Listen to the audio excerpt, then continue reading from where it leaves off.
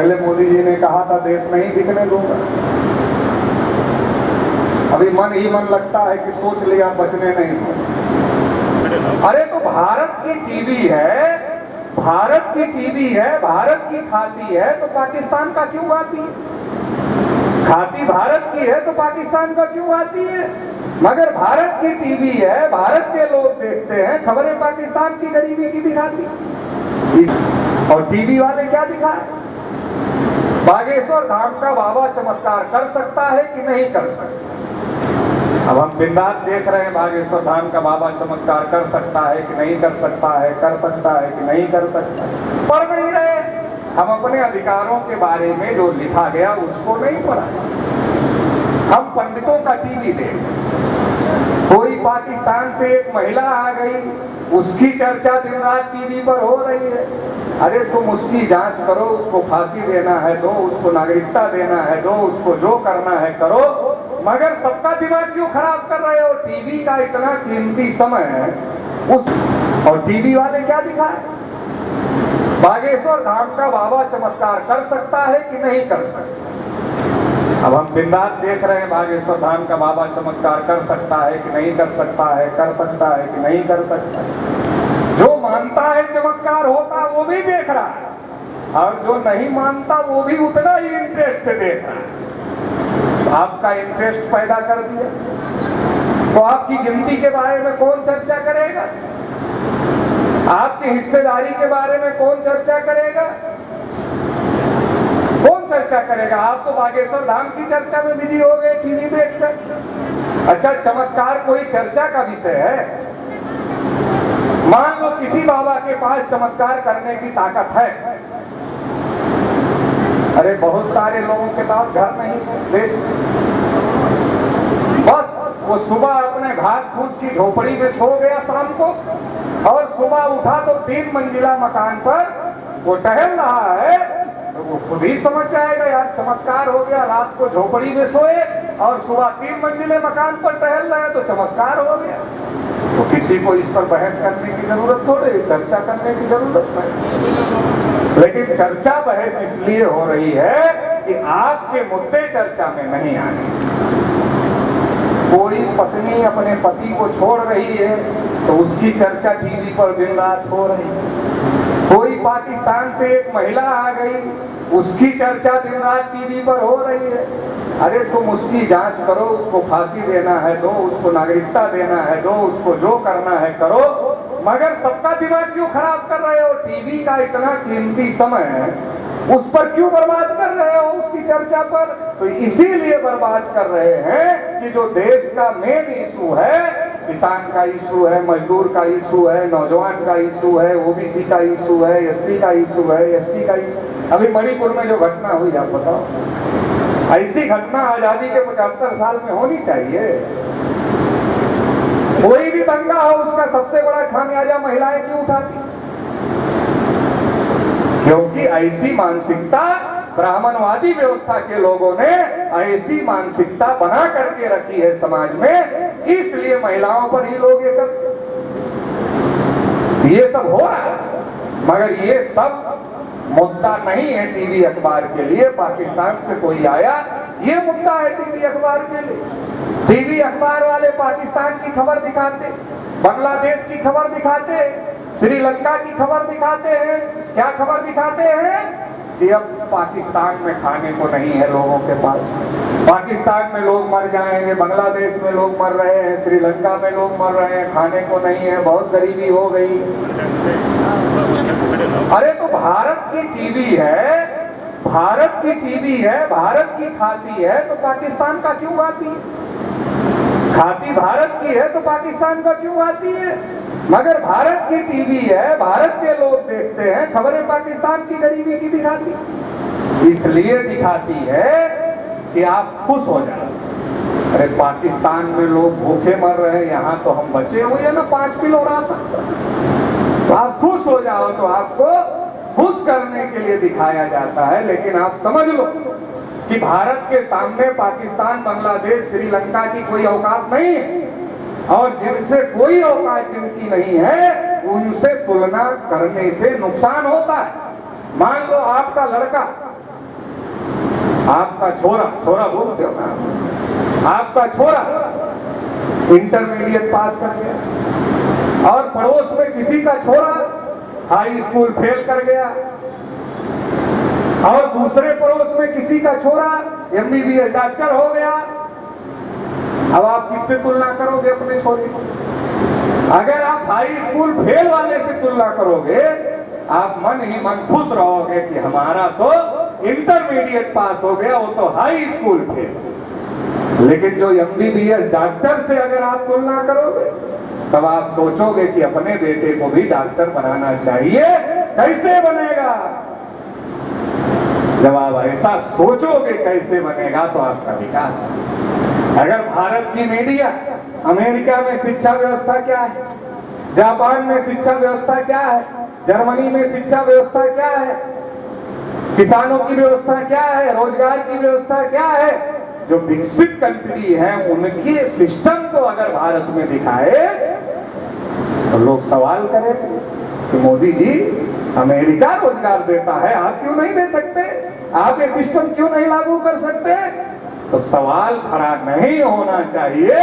इसलिए आप देखो कि हम तो सुखी हैं, हमसे ज्यादा भी दुखी पाकिस्तान, बांग्लादेश, श्रीलंका के लोग हैं। आपका टाइम खराब किया जा रहा है, आपका पैसा खराब किया जा रहा है, आपको बात समझ में नहीं है।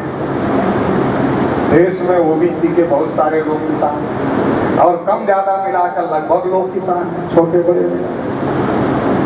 आजादी के 75 साल में किसान जब मार्केट में जाता है, मान लो कुर्सी खरीदने के लिए गया, तो दुकानदार को पूछता है कि ये कुर्सी कितने में दो। मोबाइल खरीदने के लिए गया तो दुकानदार को पूछता है मोबाइल कितने में दो।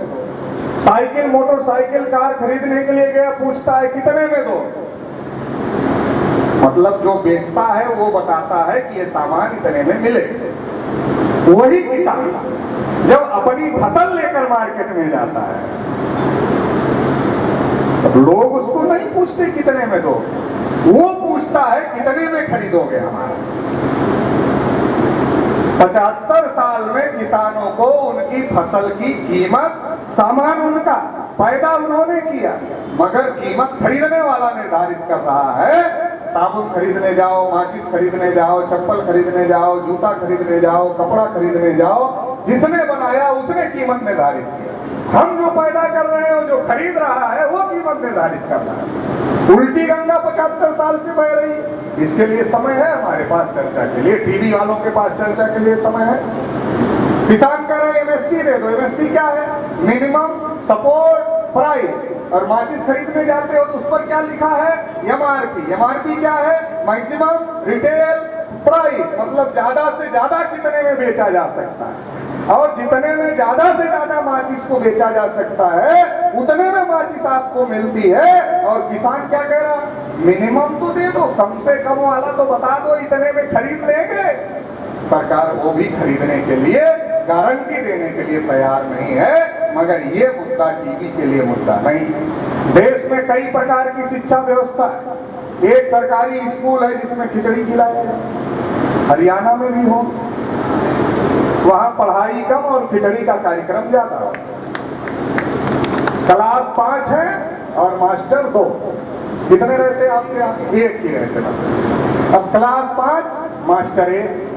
वहीं बगल में छोटे से छोटे नर्सरी स्कूल में चले जाओ, प्राइवेट स्कूल में चले जाओ, वहां पूछो कितने मास्टर हैं, तो जितने क्लास उससे एक मास्टर ज्यादा। किसी भी प्राइवेट स्कूल में चले जाओ। अच्छा, प्राइवेट स्कूल वालों को ये बात समझ में आ रही है कि जितने क्लास उतने मास्टर होने चाहिए, तो सरकारी स्कूल वालों को ये बात समझ में नहीं आ रही है। सरकार को ये बात समझ में नहीं आ रही है कि जितने क्लास उतने मास्टर होने चाहिए। अब एक मास्टर के पास 10 हाथ पैर हो जाएगा क्या कि वो 5 क्लास पढ़ा ले? एक मास्टर के पास 10 हाथ पैर तो नहीं होगा।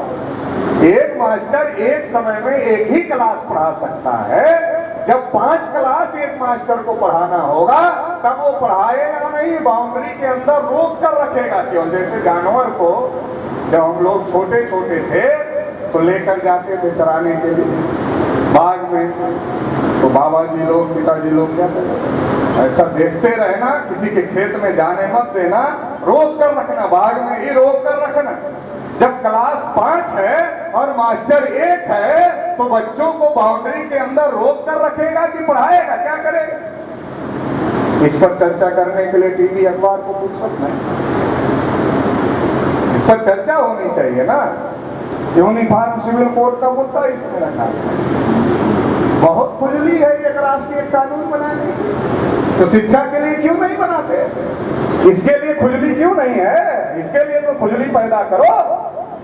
अगर सरकार चलाने वाले लोग ईमानदार हैं, जिससे फायदा होता है, उसके लिए खुजली नहीं है जिससे आपको फायदा होता है। गरीब का बच्चा सरकारी स्कूल में पढ़ता है, खिचड़ी खाने वाले, उससे जो थोड़ा ठीक ठाक होता है वो छोटे नर्सरी स्कूल में पढ़ाता है, जो और ठीक ठाक होता है उससे और अच्छे स्कूल में पढ़ाता है, जो बहुत ठीक ठाक होता है वो दिल्ली पब्लिक स्कूल जैसे बड़े स्कूलों में पढ़ाता है। कितने प्रकार के स्कूल हो, सबका बच्चा आईएएस के कंपटीशन में बैठेगा तो अलग अलग सवाल पूछा जाएगा क्या?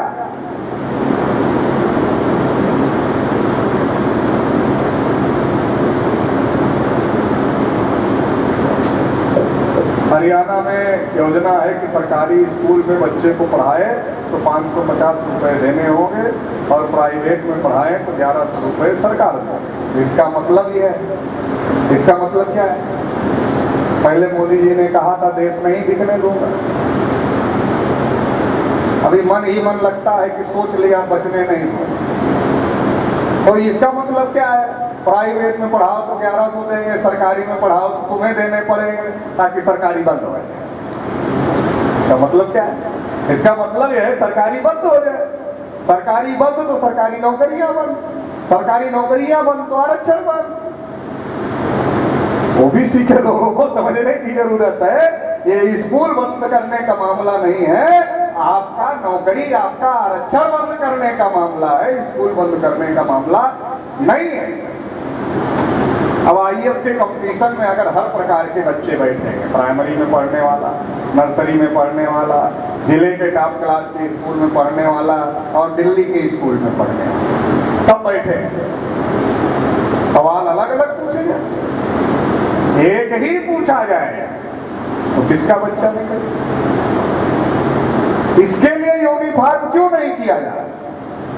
इसके लिए एकरूपता क्यों नहीं लाई जा रही कि चाहे राष्ट्रपति की संतान हो या किसान मजदूर की संतान हो, सबको शिक्षा एक समान होना चाहिए, चाहे राष्ट्रपति का बेटा हो चाहे किसान मजदूर का बेटा हो, लाओ इस पर यूनिफॉर्म। मगर इसके लिए नहीं लाना है, इसके लिए थोड़ा ही लाना। गरीब आदमी सरकारी अस्पताल में जाता है और अमीर आदमी बड़े बड़े प्राइवेट अस्पताल में जाता है जब बीमार। इसके लिए लाओ, गरीब किसान मजदूर हो या राष्ट्रपति, प्रधानमंत्री, अधिकारी, कर्मचारी हो, सबका इलाज एक जैसे स्कूल में होगा, इसके लिए लाओ।